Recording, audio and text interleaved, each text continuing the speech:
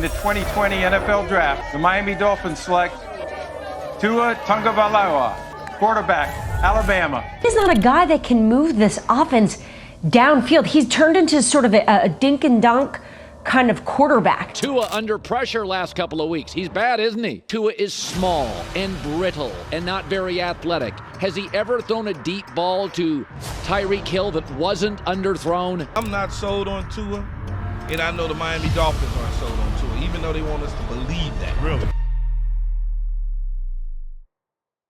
A lot of questions have been asked about Tua and how good he really is. I mean, if we're being honest here, Tua probably is a backup somewhere or out of the league if he doesn't have McDaniel or Tyreek Hill on his side. The jury is still out on Tua even halfway through his 4th year. But a recent uptick in Tua's performance this year has entered him into the MVP discussion. But how much of this success can be attributed to him being gifted one of the league's greatest wide receivers of all time in Tyreek Hill? To answer this question, we have to rewind all the way back to his 2019 Alabama season. In the national championship game against Georgia, future All-Pro and Jalen Hurts was benched at halftime. Nick Saban called on Tua's number and he answered in style. Tua threw touchdowns to Henry Ruggs and Calvin Ridley, dragging the Tide back into the game. And then in OT, delivered one of the greatest national championship drives of all time. His 2019 season was going just as well, if not better,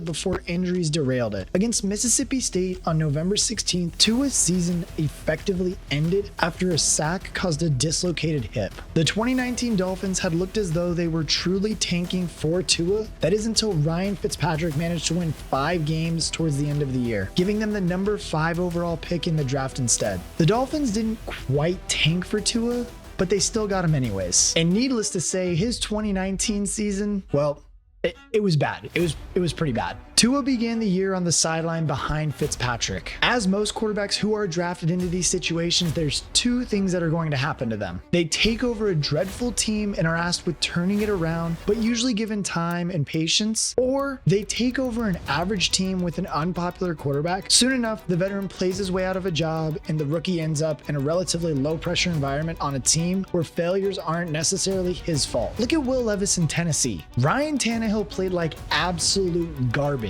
He got hurt and Levis took over with no pressure to win immediately. And honestly, he's looked pretty decent the past couple of weeks despite being blown out last week. But Ryan Fitzpatrick had become a very popular veteran both in Miami and beyond. His fun personality and erratic playstyle at times always made it easy to root for the journeyman. Even besides him leading them to a 3-3 start to the season, he was lined up as a bridge quarterback until such time as the Dolphins deemed Tua to be ready. So in week 8, Fitzpatrick's benching for Tua led to a widespread sympathy for the veteran and gave Tua even more pressure in his debut season as an NFL quarterback. And his 2020 season was fine. There were definitely a lot of highs and a lot of lows, but in all honesty, his overall performance was much worse than Fitzpatrick, finishing the season with an 87.1 passer rating. Miami's season came to a halt in week 17 in Buffalo, needing a win to make the playoffs. I mean, if you go back and watch the tape, Tua played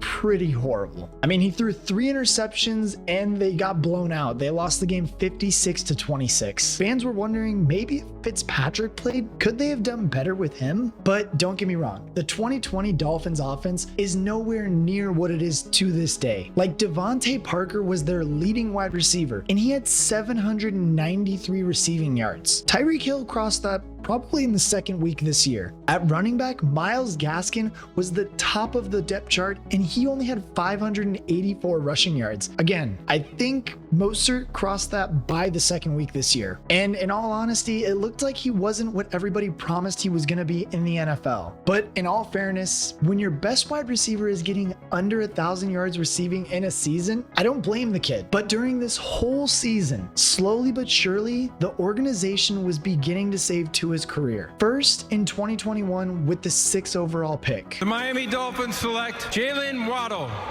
wide receiver, Alabama. Waddle set the rookie record for receptions in a campaign with 104 and finished the year with over 1,000 yards through the air, earning him a spot on the all-rookie team. So this one addition had to have helped Tua's stat line and made the offense so much better, right?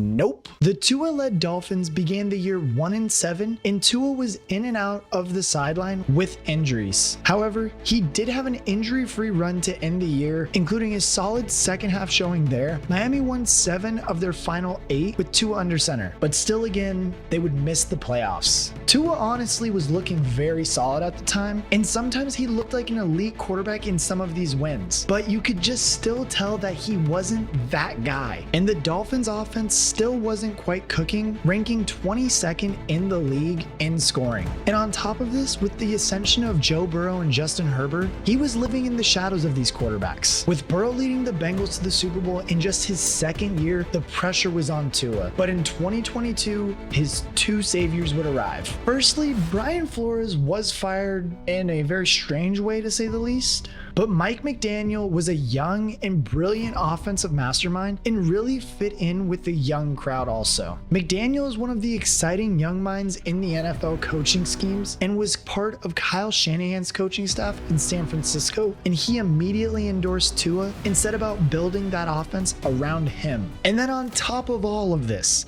the second greatest wide receiver of all time, Tyreek Hill, was seeking a trade. The relationship had frayed in Kansas City, and within hours, the Dolphins had sent a haul of picks to acquire the speedster. And look, I know I get so much hate when I say this, but Tyreek Hill is a top 3 great of all time at the position. He's the fastest person from point A to point B, from here to there, you name it, he's going to beat you to that spot. He is arguably one of the league's most dynamic playmakers and the closest MVP candidate that isn't a quarterback. His speed is unparalleled, and while he might have started out his career in Kansas City as a returner, his performance went from strength to strength as his role grew within the offense. And sure, when Patrick Mahomes is your quarterback, that does make your job as a wide receiver a little bit easier. I mean, they were damn near building a track team with the speed that they had assembled on this offense. Dolphins fans everywhere were salivating at the prospect of Hill and Waddle lining up together, but they were still wondering if it would help Tua. And I mean, with the help of a top 3 wide receiver of all time in Tyreek Hill, yes, it did help. Tua had an excellent 2022 season, throwing 25 touchdowns and just 8 interceptions for a passer rating of 105.5, which led the league. This offense was on a completely different planet, and Hill and Waddle would combine for over 3,000 yards just between themselves. Tua had several tremendous performances throughout 2022, with arguably the highlight being a 6-touchdown performance in Baltimore in week 2. Miami completed a 21-point comeback, and their quarterback was elite. The 6 touchdowns in that game highlighted the many different facets inside of Tua's game, and they showed exactly what McDaniel was able to construct with all of these weapons inside of this offense. But Miami's season would be put to a halt with plenty of injuries that came to Tua. And I mean, honestly, I don't even think they should have trotted my guy out there, especially with all the concussions that he was taking. Anyone claiming that Tua was a system quarterback would have to watch as Teddy Bridgewater and Skylar Thompson demonstrated that the system wasn't as easy as the lefty made it look. Miami did make the playoffs, but would fall at the first hurdle to the Bills in a 34-31 loss. It was hard not to imagine that if Tua had been active for the game, that 3-point loss might have just been a little bit different. Tua revealed in the offseason that he had briefly considered retirement due to his concussion issues, facing yet another injury setback in his still young career. And thank God the kid didn't quit. This Dolphins team is on course to have one of the best offenses in history. On its good day, McDaniel's offense looks borderline unstoppable, fast, dynamic, and elusive. And while Tua is a main part of how this machine works, the former Chief wearing number 10 is taking this team to the next level all by himself. But one thing before we continue, and don't click off if you want to be entered into this, is that we just hit 4,000 subscribers on our channel. And honestly, I appreciate each and every one of you guys that show love on this channel. So because of all the amazing support that you guys have been showing, we are going to be doing a prize raffle in my Discord this week, so make sure you join that. I will be giving away any jersey up to $130 you would like off the NFL shop, or up to $160 an NFL Legacy jersey from Mitchell & Ness. I will buy this for you if you are the first person selected, and the second and third person selected will each get a $25 Amazon gift card. So make sure to join the Discord Discord because how in the hell do y'all keep letting VR with a dill keep getting the first comment?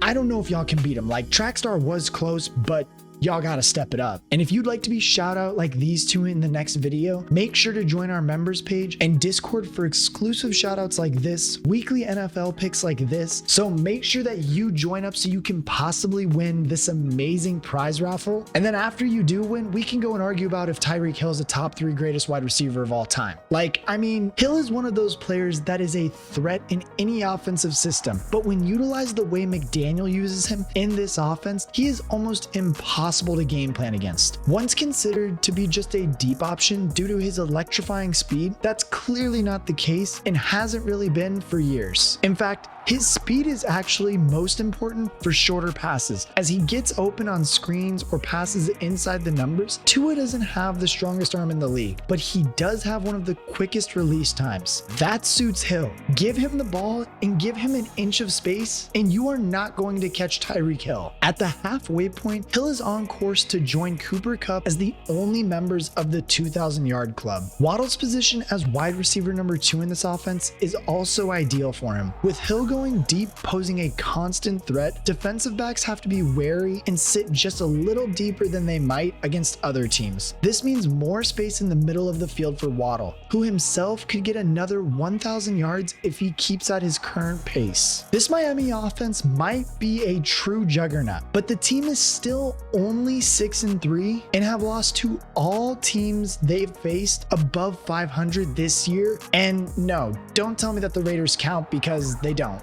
They stink. So what is the long-term future for Tua? Well, Miami used their 5th-year option on him for 2024, giving him $23 million guaranteed dollars that year. But he still hasn't had a blockbuster contract the way Burrow, Herbert, and Hurts all have from that impressive 2020 quarterback class. Time will only tell if he gets paid or if he gets released, but surely the Dolphins will make the right call.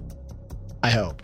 Did Tyreek Hill make Tua, or did Tua just need legit weapons to show what he could really do? Let us know down in the comments below. Tua leads the league in yards, touchdowns, and passer ratings so far this year. You'd think that that alone would lead him to be considered one of the league's elite quarterbacks and the MVP frontrunner, wouldn't you? When in reality, maybe it's a testament to how good Tyreek Hill is, and that so many consider him to be the MVP candidate rather than his quarterback. There's no doubt that Hill and McDaniel arrived at the right time in Miami and made Tua a better quarterback and saved this kid's career.